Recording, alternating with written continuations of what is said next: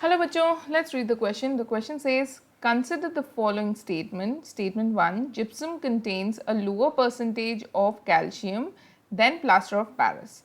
Statement 2, plaster of Paris can be reobtained by hydration of dead plaster.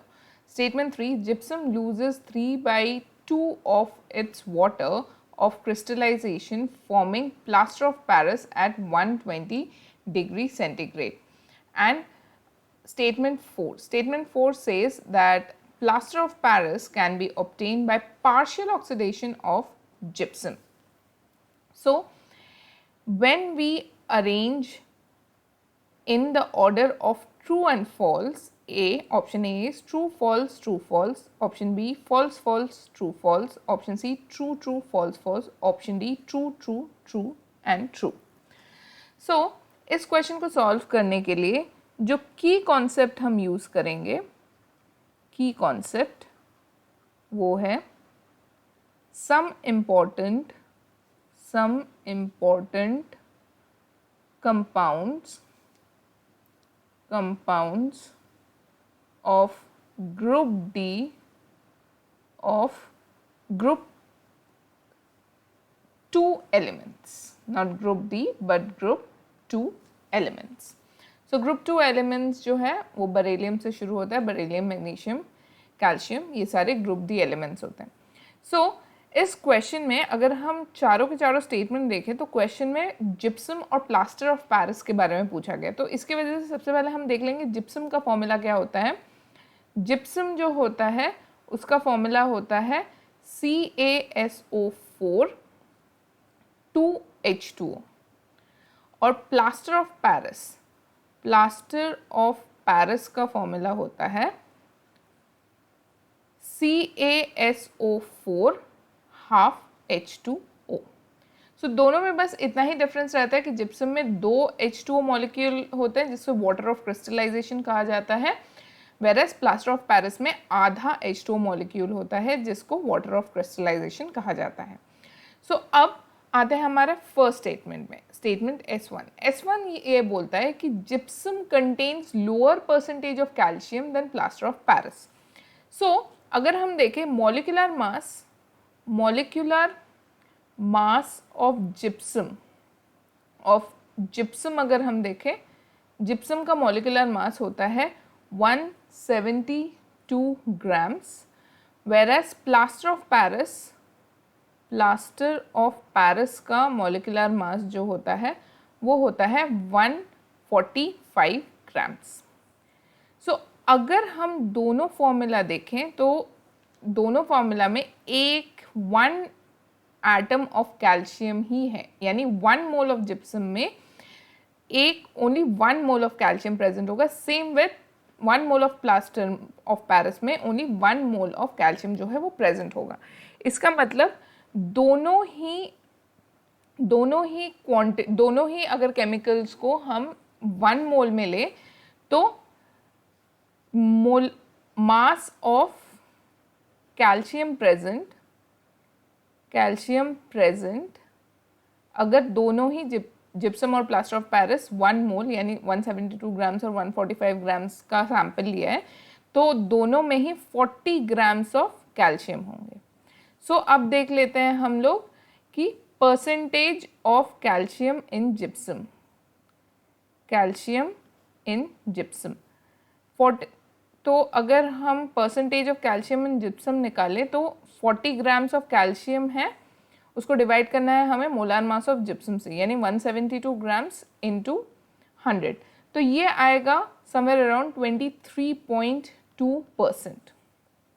Where as अगर हम percentage of calcium in plaster of Paris देखें, plaster of Paris, तो हमें मिलेगा कि ये थोड़ा सा ज़्यादा होता है. कैसे? 40 ग्राम्स ऑफ कैल्शियम है इन 145 grams of plaster of Paris into 100. तो इसको अगर हमने सॉल्व किया तो हमें अराउंड 27.5% ऑफ कैल्शियम मिलेगा प्लास्टर ऑफ पेरिस में. तो अगर देखा जाए तो प्लास्टर ऑफ पेरिस में परसेंटेज ऑफ कैल्शियम ज़्यादा होता है देन जिप्सम. तो ये स्टेटमेंट जो है ये एक ट्रू स्टेटमेंट है। अब अगर हम देखें तो हमारे जितने भी ऑप्शंस हैं उसमें से सिर्फ 3 ही ऐसे ऑप्शंस हैं जहां पहला जो ऑप्शन है या पहला स्टेटमेंट जो है वो ट्रू है, तो हम यहाँ से बी जो है वो निकाल सकते हैं आराम से। अब आते हैं हमारे सेकेंड स्टेटमेंट में, स्टेटमेंट S2।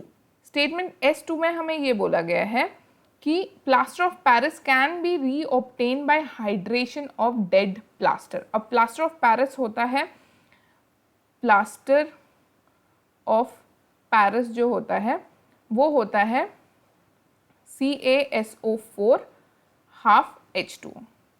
अगर प्लास्टर ऑफ पेरिस को हम हीट करें टू 393 केल्विन तो हमें मिलता है CaSO4 anhydrous CaSO4 plus half H2O। ये जो वाटर ऑफ क्रिस्टलाइजेशन है ये निकल जाता है। ये जो CaSO4 है इसे कहा जाता है dead burned plaster, dead burned plaster. तो अगर हम ये जो CaSO4 है इसको हम पानी से मिलाएं तो हमें प्लास्टर ऑफ पेरिस नहीं मिलेगा। इसको अगर हम हाइड्रेट करें तो प्लास्टर ऑफ पेरिस मिलना मुश्किल है।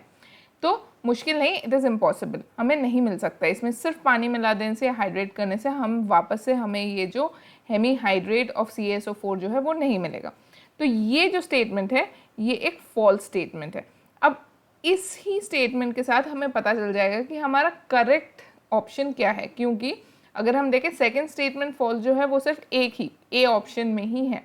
बाकी तीनों ऑप्शन में सेकंड स्टेटमेंट जो है, बाकी दोनों ऑप्शन जिसको हमने फर्स्ट टाइम डिस्कार्ड नहीं किया था सी और डी, उसमें दोनों ऑप्शन जो है सेकंड स्टेटमेंट का वो ट्रू दिया हुआ है।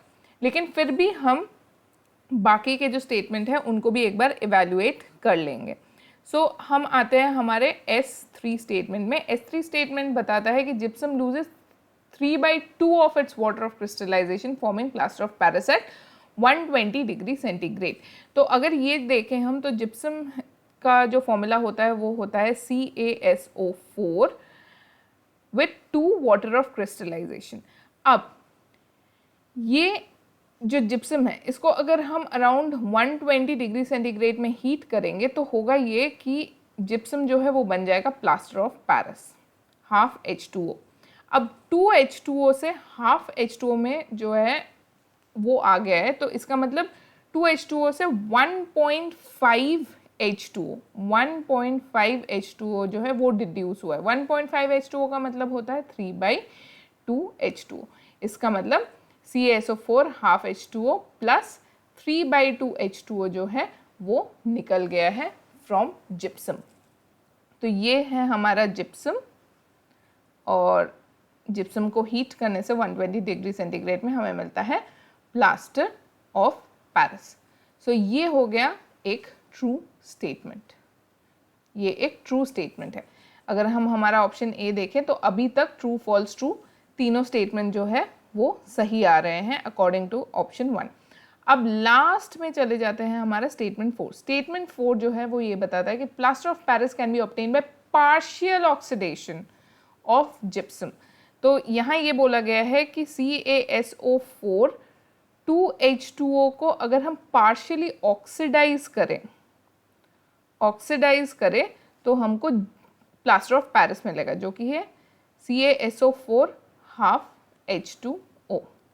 तो ये स्टेटमेंट जो है ये गलत है। हमें ऑक्सीडाइज करने से, जिप्सम को ऑक्सीडाइज करने से प्लास्टर ऑफ पेरिस नहीं मिलता है, जिप्सम को सिंपली हीट करने से प्लास्टर ऑफ पेरिस मिलता है। इसका मतलब ये जो स्टेटमेंट है ये भी फॉल्स स्टेटमेंट है। So the final answer for this question is option A, true false true false. Hope you understood well. Best